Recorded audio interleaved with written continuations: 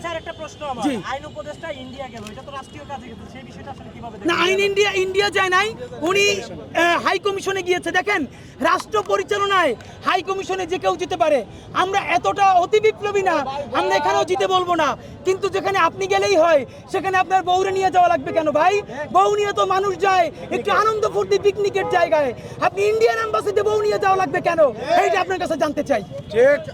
ধন্যবাদ সবাইকে। আমরা দেখেছি ভারতের যে ইয়েটা ছিল প্রজাতন্ত্র দিবসে, আমরা দেখেছি আইন উপদেষ্টা সহ 2 জন উপদেষ্টা গিয়েছিলেন।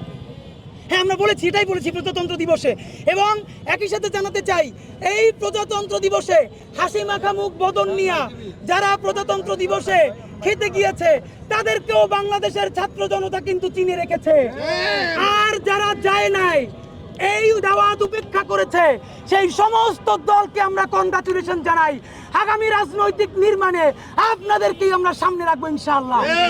ধন্যবাদ সবাইকে। ইনকিলাব জিন্দাবাদ।